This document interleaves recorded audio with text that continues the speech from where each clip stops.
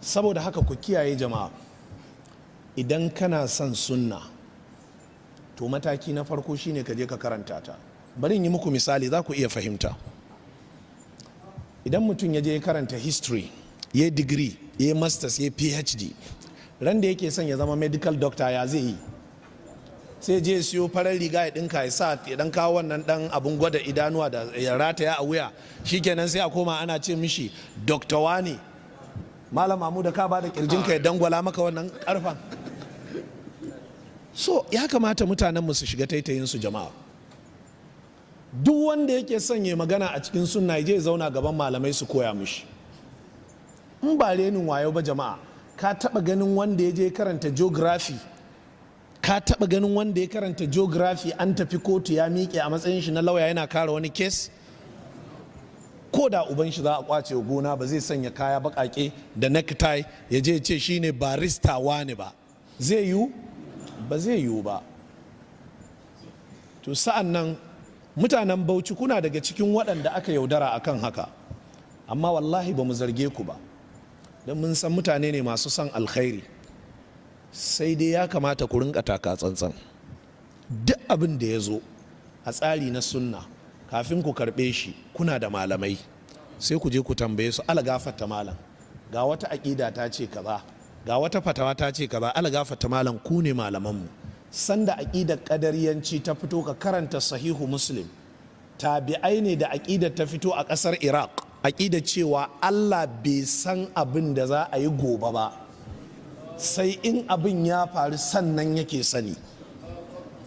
Da aƙidar ta fito a ƙasar Basra, sai waɗannan tabi'ai sai suka ce to yanzu mu dai ba malamai ba ne, ɗalibai ne, kuma wannan aƙida ba mu taɓa jin a hannun malamanmu da muka yi karatu ba, amma bari mu shirya bana mu tafi aikin hajji, mai yiwa Allah ya haɗa mu da wani malami cikin sahabbai ya yi mana bayani. Ya ce muka kintsa muka tafi aikin hajji, ya haya ɗan Ya'amur ya ce da muka isa sai muka haɗu da Abdullahi ɗan Umar. Ya ce wannan ya zauna dama, wannan ya zauna hagu, algafata malam wasu mutane ne suka bullo a wurinmu suna musun kaddara Allah, me za ka ce? Ya ce waɗannan mutane in ka haɗu da su ka ce ba ni ba su, su ma ba su ba ni, sai kwararo wannan hadisi da ka haddace, hadisi na biyu cikin 40 hadith. Shine har ya kawo wa an tu'mina bil qadari khairihi wa sharrihi, sai ka yadda da kaddara Allah yana sanar da duk wani alheri da duk wani sharri, wanda ya faru da wanda zai faru, sai ka yadda da haka zaka zama mumini.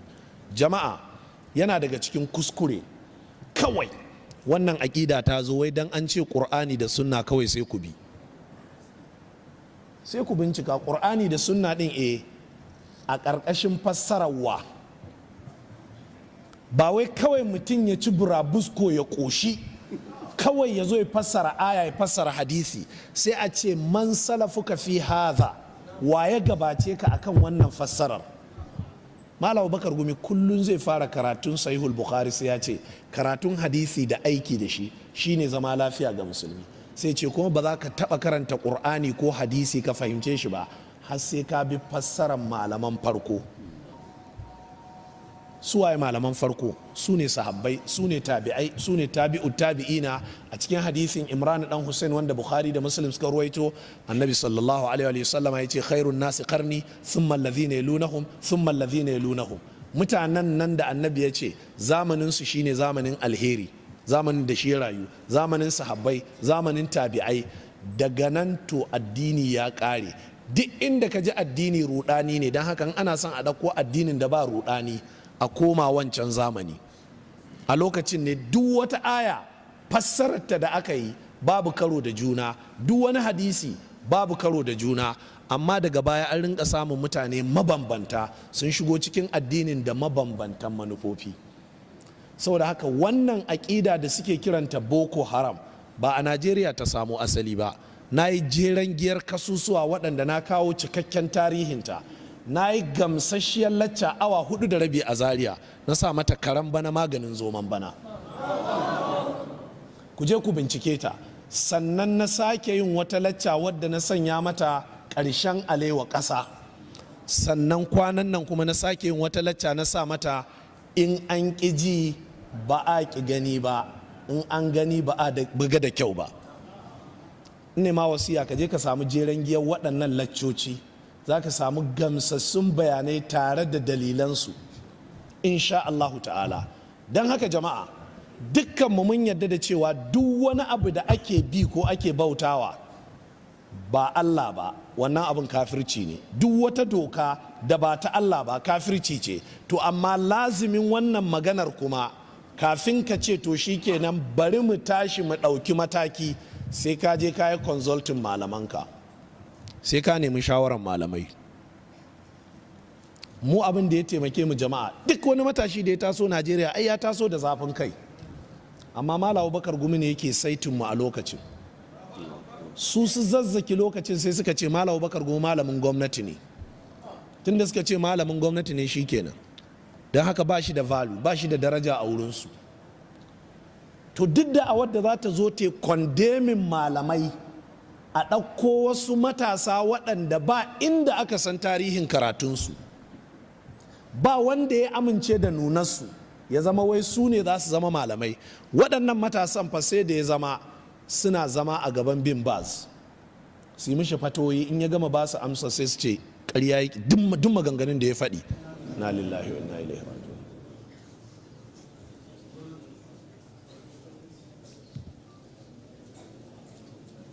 Kan zauna a gaban bin Baz da Uthaymin da babban malamin hadisi Malam Muhammad Nasiruddin Albani, sai sun gama musu fatawa kakaf, sai kuma su ce duk abin da suka faɗi son zuciya ne don su malaman gwamnati ne.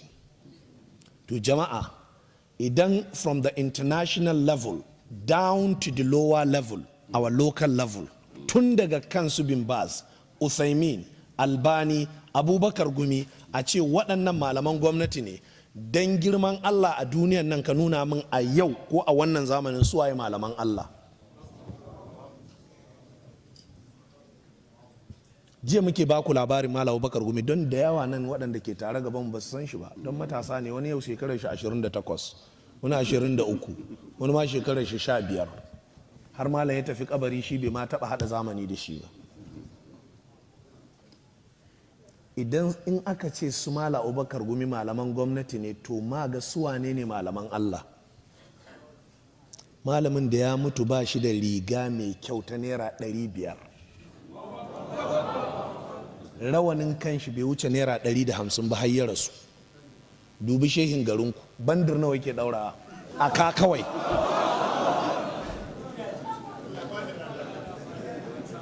Gidaje guda nawa yake da su. Malam Abubakar Mahamudu Gumi, bari ku ji, har ya koma ga Allah gidan shi kwaya ɗaya ne, kuma bari ku ji tarihin gidan. Sardauna ne ya ba shi filin kuma ya gina mishi. Kun ji ɗaya?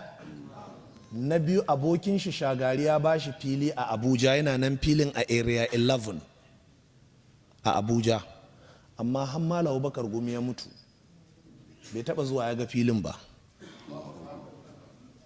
Jarmai Usaini lokacin da ya zo yana ministan Abuja har ya zabtare wani bangare mai yawa na daga filin, sai daga baya ne 'ya'ya da almajiran malam suka je suka raya filin. Yanzu an yi makarantar naziri da primary da secondary a wurin, an sa mata Sheikh Abubakar Mahmudu Gumi. Tana nan da ka zo kwanar, za ka yi kwanar area 11 kafin ka shiga kwanar shagalinku. Waɗannan malaman, Malam Abubakar Gumi tun da yake bai da motar kanshi, in ga gan shi da mota kawowa aka ba shi kyauta. Akwai lokacin da motar shi ta tsufa aka rasa yadda za a yi, sai zuwa aka ɗauke ta bai sani ba, aka kawo sabuwa aka aji.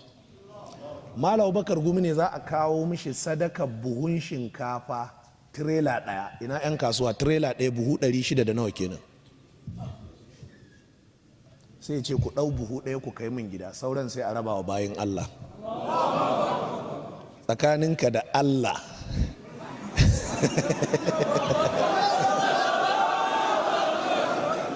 Allah ba shehin ahalul bid'a ba, wallahi ko shehin ahalul sunna ne yanzu samun mai imanin da zai iya haka. A cikin buhu 600 ka ce a kai maka buhu ɗaya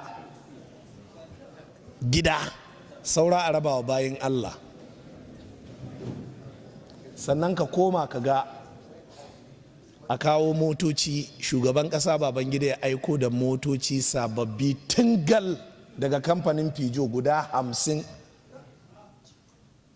malam sai watsa musu mabudan sai ya ce ku raba, in za su yi hayaniya ya ce don Allah ku yi shiru mu yi karatu, ko kwaɗe ba zai ɗauka ba. To yanzu jama'a